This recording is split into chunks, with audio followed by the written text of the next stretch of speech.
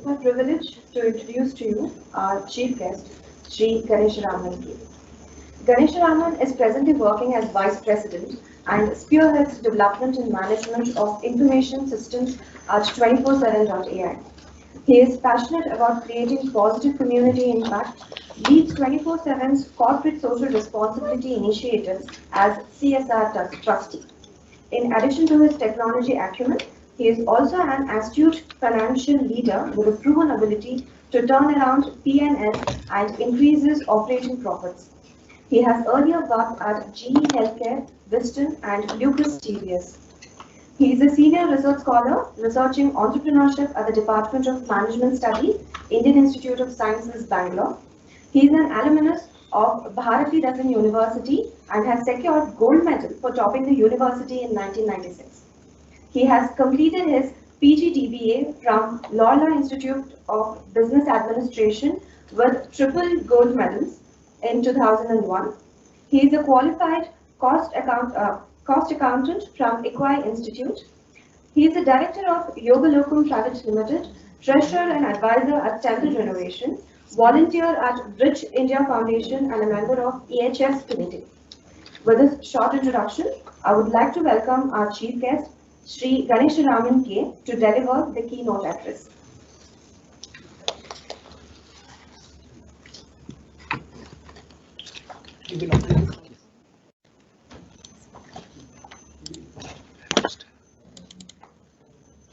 Clicks you will do as I say? Yes. Or you will give me the mouse? You want me to? I'll just share it.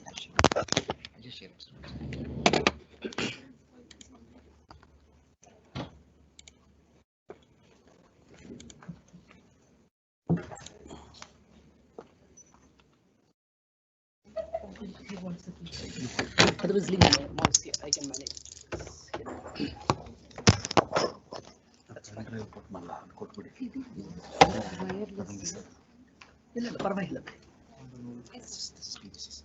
Can I go ahead? Yeah, you can. Or can this come here by?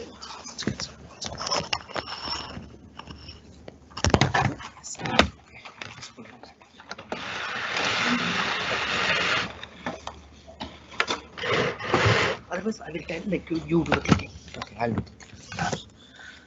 Or if it can be done, I can manage. Yes.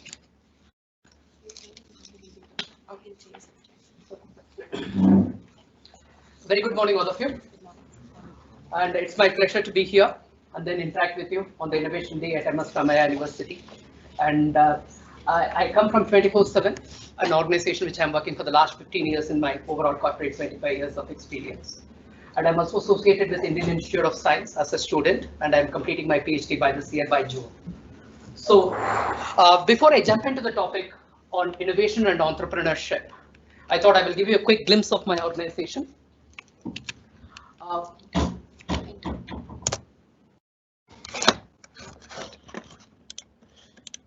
That's right. So we are into uniting systems of intelligence and systems of engagement. So we do a lot of conversational AI and intent prediction in the customer service space.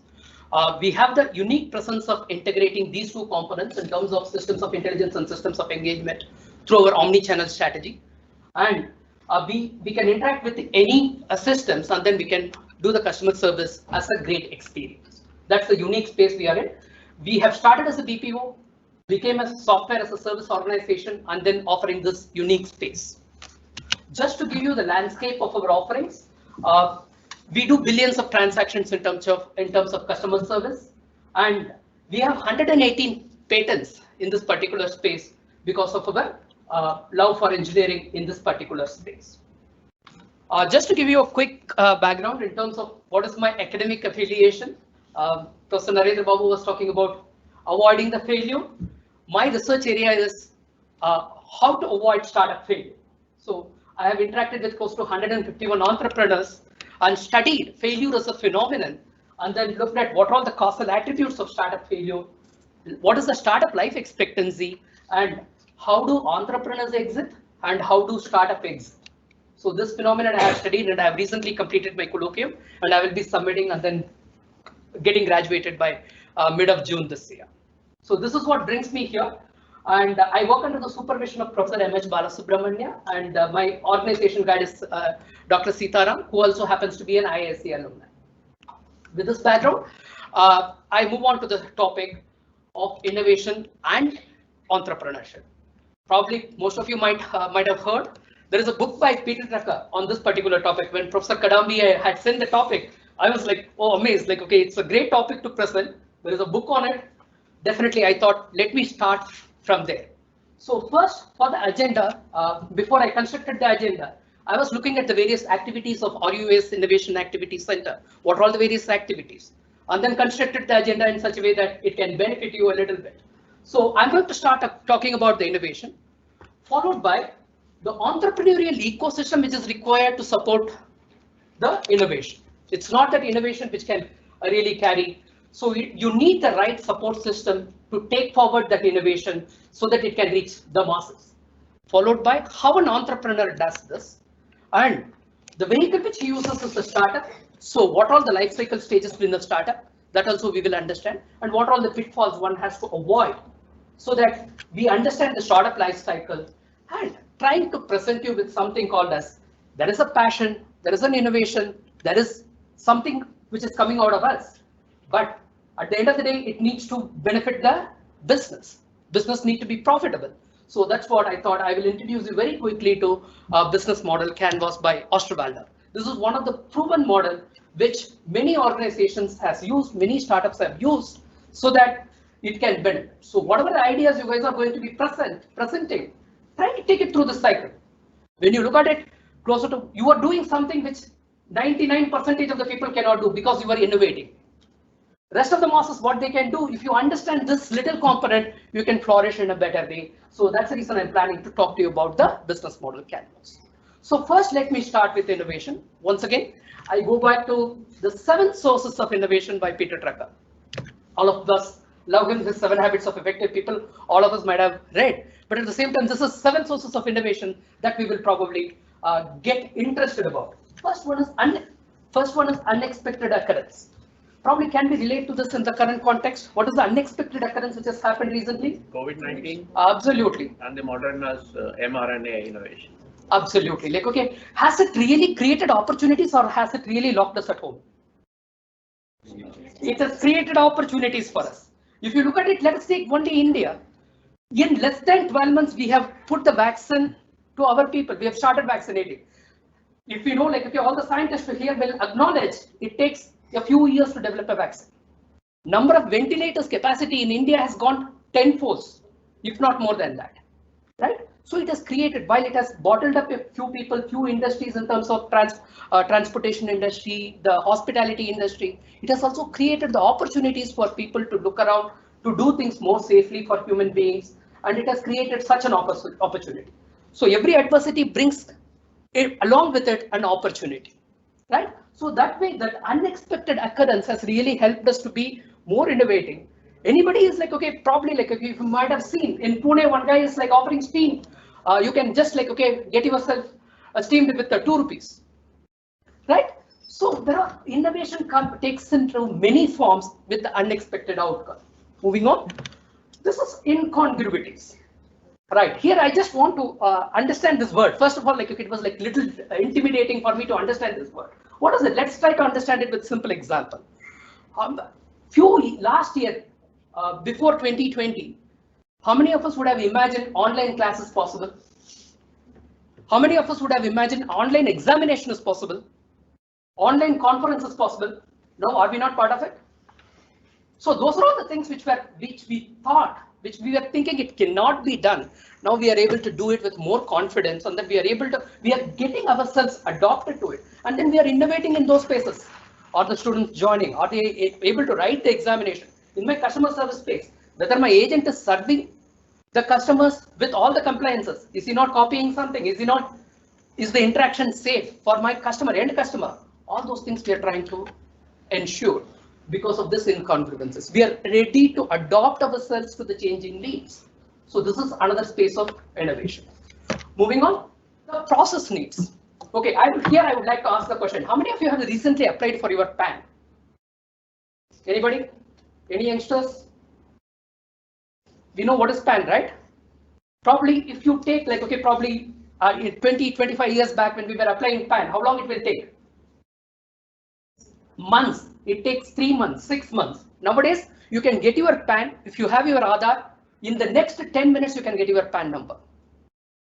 And if you were going to apply for a loan with your PAN number and Aadhaar number, you can get your instant loan application sanctioned in less than 30 minutes.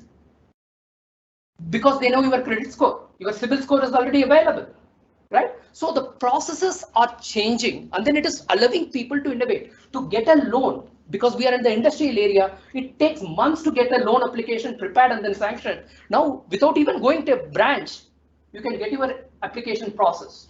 So there are process needs which the corporates can adopt, and then when they do it, it really benefits the end customer. So the processes are changing for the betterment. Then, in terms of industry and market changes, when we have grown up, so probably like okay, I am in the midst of a few decades back, owning a car was so difficult, right? Only elite had the opportunity to own a car, right? But when it comes to the current generation, how many are owning a car? The entire middle class has got access to it. And let me not talk about the mobile phones. Probably without a mobile phone, your identity is lost nowadays. So the industry has grown in such a way that it is trying to take the innovation to the masses, trying to reduce the cost, and then trying to take the products and services to the market at a much more cost-effective way. There are innovation which is happening in those spaces. Moving on, the demographic changes. Earlier, it used to be like, okay, we will talk about B2B, B2C and everything. Nowadays, B2B is trying to take a blur, and then everything is trying to, every product or services or a solution which is coming out is trying to reach everybody. Earlier, to go to a restaurant, we have to plan so many things and then book and everything. Nowadays, like, okay, you can book your food and then like you can get it onto your home, get it delivered. What food you want from various restaurants, you can assemble it at home and then have a party. So the demographic is changing in such a way that those who have mobile or internet connection, and with those who don't have it. So the demographic profile is completely changing. The limitation in terms of the industry, the verticals are blurring. So those are all the changes which are happening in this particular space, and the change in perception. This is one area, like, okay, even though I am 25 years in the corporate, I still have like, okay, what has to happen at the workplace? I used to have that particular bias.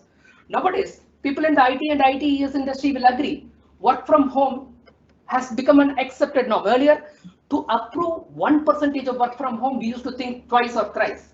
Now, 99% of the people are working from home. We tell them like, please work from home, don't need to come to office. Right? This is changing our perception, right? And this change in perception is like really allowing us to innovate how we can deliver the product and services securely from a remote location, right? Moving on. This is finally about the new knowledge. It is not only that the engineering innovation, how we package it and then deliver it to the masses. That really makes it much more essential. If you have looked at the case of Apple, what they have done is they have packaged everything very nicely. Whatever is now coming your way is all packaged pretty nicely. So those are all the things which are happening in the market space. So the innovation, which we are all, the applied science is all about innovation. And then when you are doing many things, we need to learn, and then we have to create new product, the process and services, and it requires definitely a good amount of time, energy and effort. So when we are going to invest those time and effort, we need to get into how to commercialize this. Sometimes we all, while we have the passion, we also need to see our affordability. How to make this invention taken to masses. So innovation needs to be commercialized. Invention needs to be commercialized so that the innovation reaches the masses. To take this innovation to masses, we need a good ecosystem.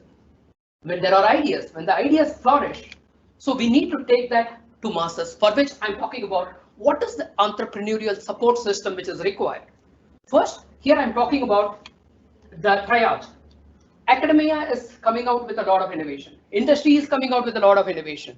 So government policy should facilitate how these innovations can be taken to the masses. So if I'm going to start with this triage, and then get into the nucleus of it. The startups, the entrepreneurs initiate startups. To nurture those startups, you need the support system. There need to be availability of finances, there need to be marketing facilities. Academia should provide the human resources for the startups to flourish. So to fail fast, if there are going to be problems, to fail fast, you need to have the support system available to validate the ideas, right? So all those support systems which are required to validate these processes, the ideations. So the professor M.S. Balasubramanian has come out with the triple helix model, and he has suggested how this industry, academia, and government should interact to deliver to the masses. Okay. Right. So the entrepreneurship is the one thing which really pulls the various things. What is once thought as impossible, entrepreneurs have really made those things moving. They have really given the momentum to that idea. They have packaged it very nicely and then have taken things forward. So the non-linear approach, like okay, typically the engineering minds, or sometimes we try to think linearly and rationally. Here, some amount of non-linear thinking has really resulted in creating value for the customers. The entrepreneurship has taken birth.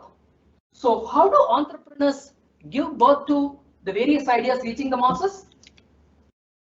From the maker, he always thinks like, okay, how I'm going to solve the problem. So the innovator has solved the problem, an entrepreneur has taken that as an opportunity, converted the Shane Venkatraman's famous theory of opportunity conversion. How I am going to do that opportunity conversion and then make it commercially viable, and viability and entrepreneurship ensures. So while an innovator takes the feasibility and desirability, entrepreneur makes it viable so that it is taken to masses. So he can really organize things and operate it so efficiently while taking risks. Entrepreneurship journey is not so easy. While we have seen, and here I just want to ask one question: how many what do you call? I will put this question in a very simple way. How many unicorns we have in India? What is unicorn? Any answers from you?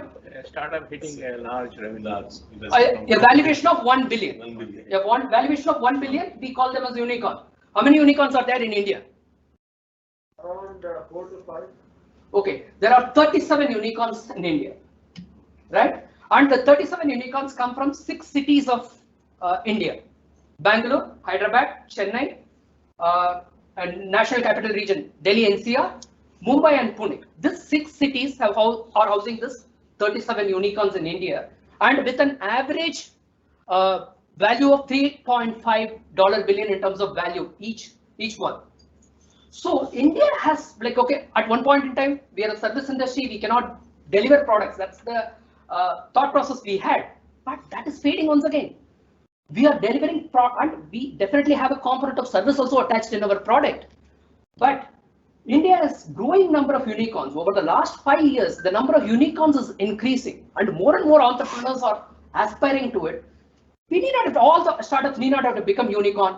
If a few becomes a unicorn, that itself is great for the country. If there are more entrepreneurship, more revenues which keeps coming. When there are entrepreneurship has direct correlation to the number of employment it generates, the economic growth of the nation, the regional development. So all these things which happens.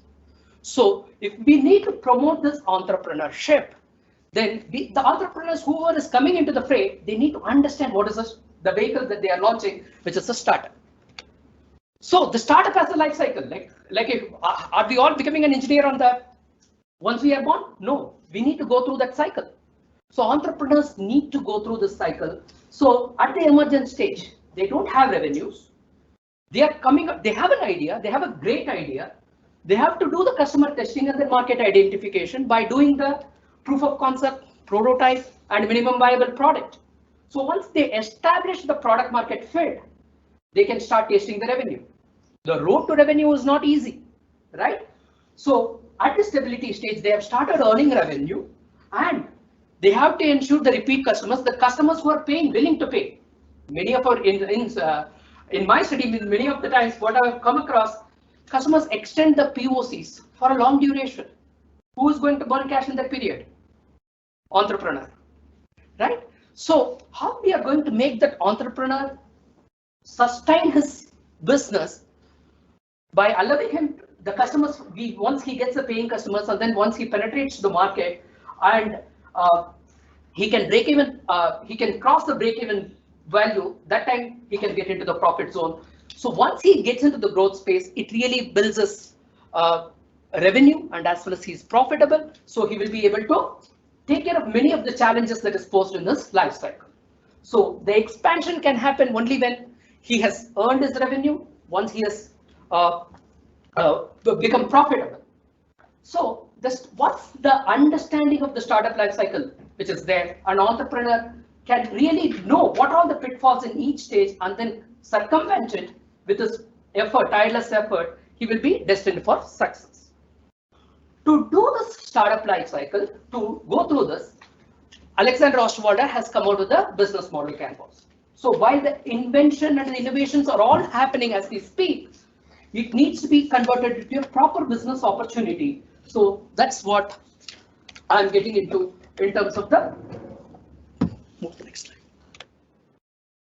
So first, I would like to introduce you about what is the business model canvas. First, I want you to focus on the central one, which is in terms of value proposition. So what is the uniqueness in the value proposition entrepreneur brings to the table? So what problem is getting solved at this point in time? What is the unique proposition that you are bringing to the table which really benefits the customer? That's the first question needs to be answered before we start that initiative. When we are solving for it, then subsequent things that we need to look at it is in terms of who are all my customers? What are all the channels? What are all the promotion mechanisms that I'm going to do? So all these things needs to be established. If we do that right, the profit center side, and it will help us to make the revenue. So understanding the value proposition, understanding the customer requirement, tweaking the product and services to the customer requirement can establish the revenue stream.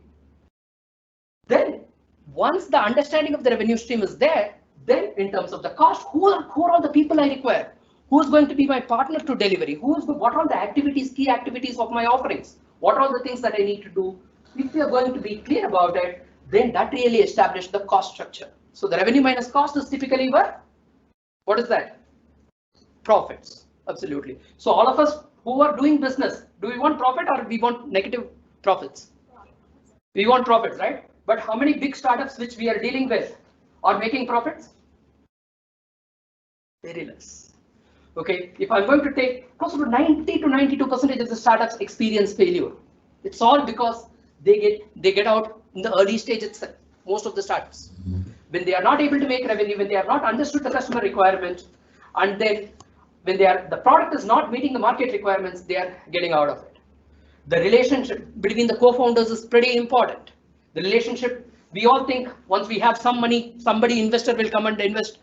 It's not so. The investors comes with their own set of problems. That's the reason a lot of bootstrapping startups prefer to be bootstrapped to become successful. Investors create conflicts in some cases, which really makes the startup to get killed and get eliminated in that race. So how are we going to support the startup at different life cycle stages with different policy measures? That's what we should be interested, and then we should support the startups in a differential way in their startup life cycle. So if we are going to understand this business model canvas, if every entrepreneur does it meticulously, then there is every possibility that he is inching towards his success. I'm not saying that without this success cannot be achieved, rather it can facilitate, it can really help you to understand what is getting done. You can validate your ideas. You can, without you getting into the Abhimanyu's situation, most of you know, right? In the Chakravyuha, he got into it, he doesn't know how to come out of it.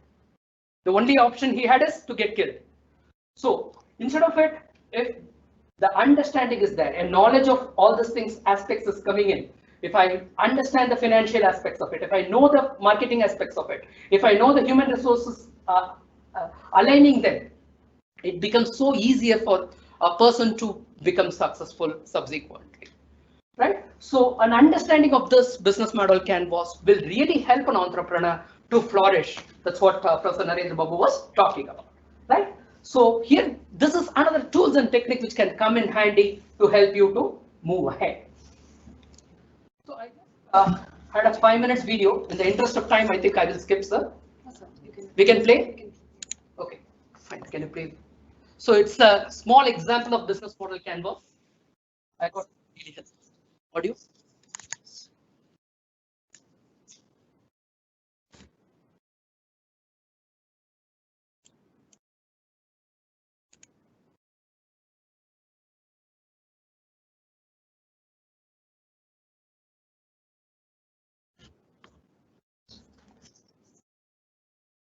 There.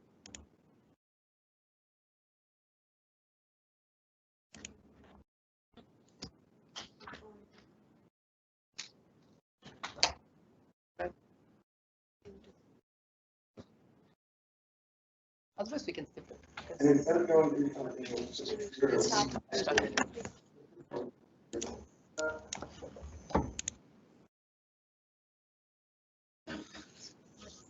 Thank you.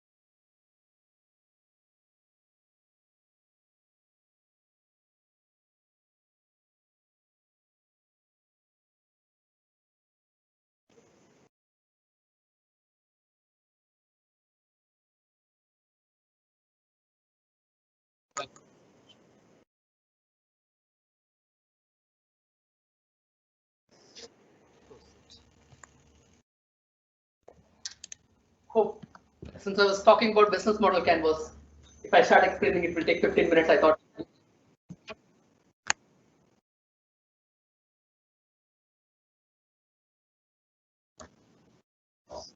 That is first of all. Please go back to the presentation. Go to slide 14. Slide 14.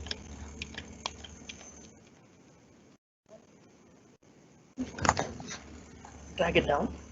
This is something. Summary 12. That's right.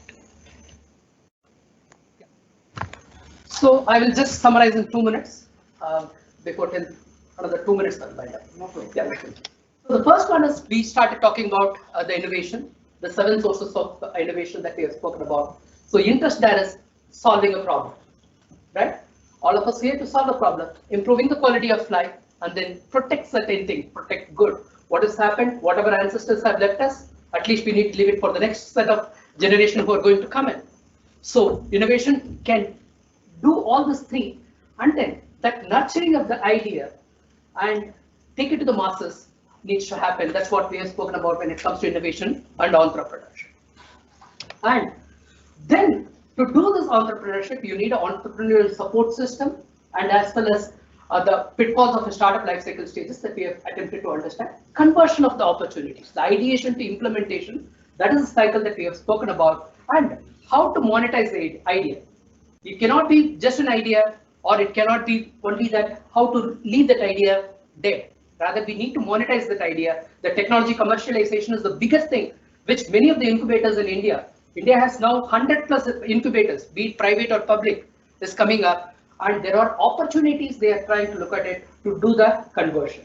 So that is another area that we are trying to look at it. And then finally, we looked at is how to do this in a structured way. So that's where I have introduced you to business model canvas, the various 9 components of it, and have provided you an example with a very basic example. You can Google it and then figure it out.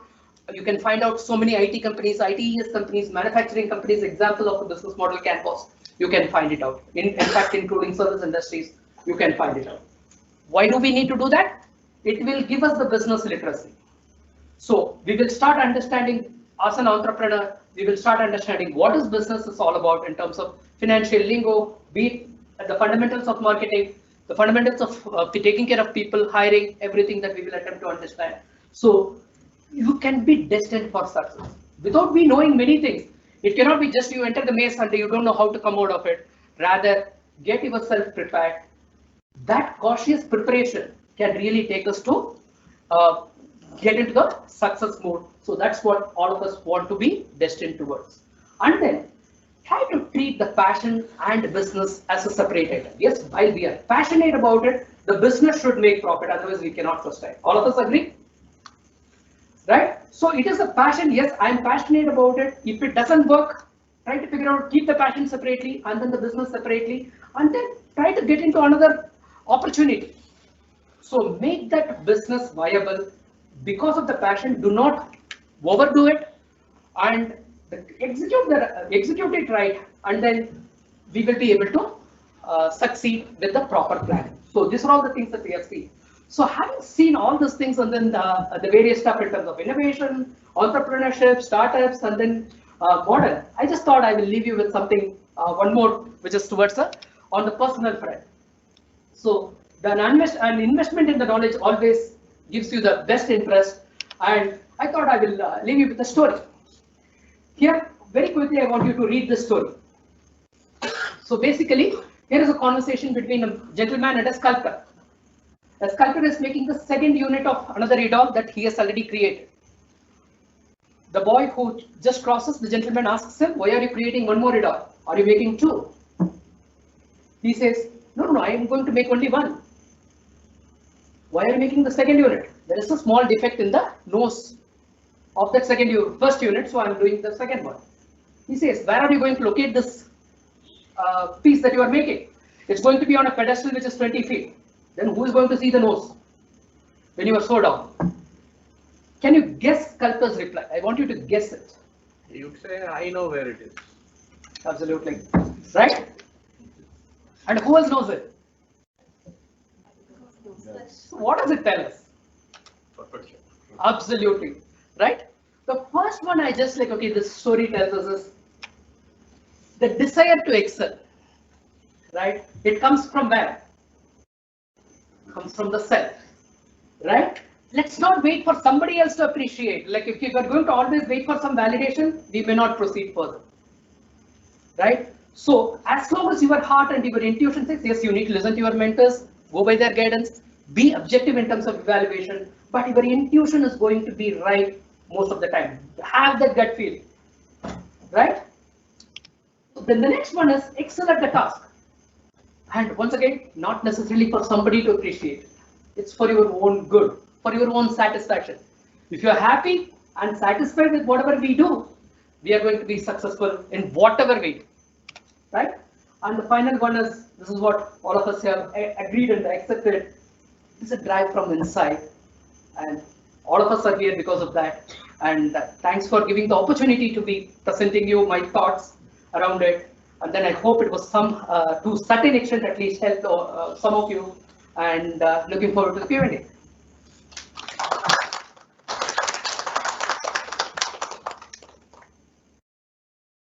Any questions? There are no questions.